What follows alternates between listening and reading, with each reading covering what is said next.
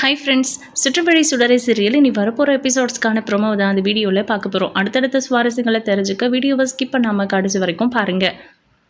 சுடருக்கு தீபாவளி பற்றி தெரியணும் அப்படிங்கிறதுக்காக வெற்றி சின்னதாக ஒரு தீபாவளி செலிப்ரேஷனே பண்ணிட்டாரு.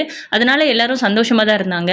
சரளாவுக்கு முன்னாடி கதை எதுவும் தெரியாததுனால அவங்க சும்மா ஏதோ வளர அது எல்லாருக்கும் கோவமாக வந்து கொஞ்ச நேரம் அந்த செலிப்ரேஷனவே ஹோல்டு பண்ணுற மாதிரி ஆயிடுச்சு. அதுக்கப்புறம் எல்லாருமா சேர்ந்து மறுபடியும் பட்டாசு வெடிக்கிறது, ஸ்வீட் பலகாரம் செய்கிறதுன்னு இந்த மாதிரி ஜாலியாக பண்ணிட்டு இருக்காங்க.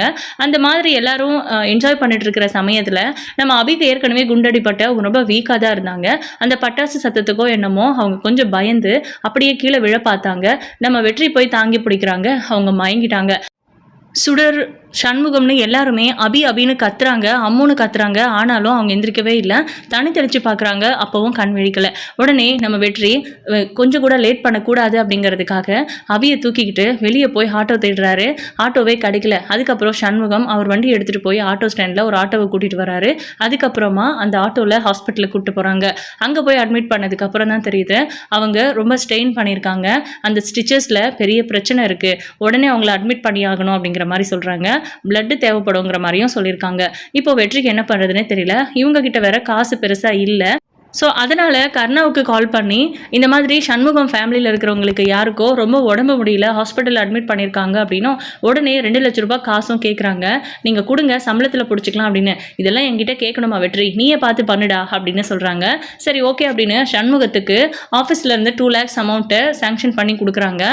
இது வந்து சண்முகத்துக்கு பெரிய உதவியாக இருக்குது. இந்த பணத்தை நம்ம வாங்கிக்கிட்டோமே, இது நம்ம தான் கட்டணுமா அப்படிங்கிற மாதிரி சரளாவுக்கு யோசனை இருந்தாலும் ஸோ அபியை இப்போ காப்பாற்றணுங்கிறது தான் முக்கியமாக இருக்குது. வெற்றியை பிளட் டொனேட் பண்ணுறாரு அபிக்கு.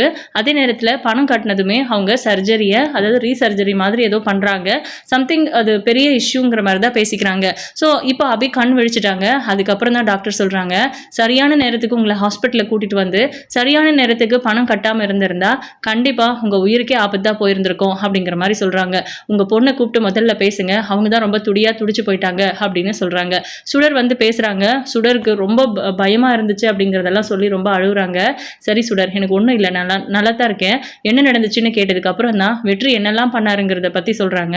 அது மட்டும் இல்லை, சண்முகத்துக்கு, அதாவது நம்ம வெற்றி தான் அந்த பணத்தை அரேஞ்ச் பண்ணி கொடுத்துருப்பாரு அப்படிங்கிற மாதிரியும் நம்ம அபிக்கு புரியுது.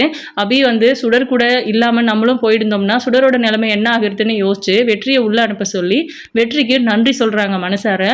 இதுவே வெற்றிக்கு கொஞ்சம் எமோஷனல் ஆயிடுது. அதே நேரத்தில் அபி தப்பு பண்ணியிருக்க மாட்டாங்கன்னு யோசிக்கிறாரு. என்ன பண்ண போறாரு அபிக்காகங்கிறத வெயிட் பண்ணி பார்க்கலாம். தேங்க்யூ.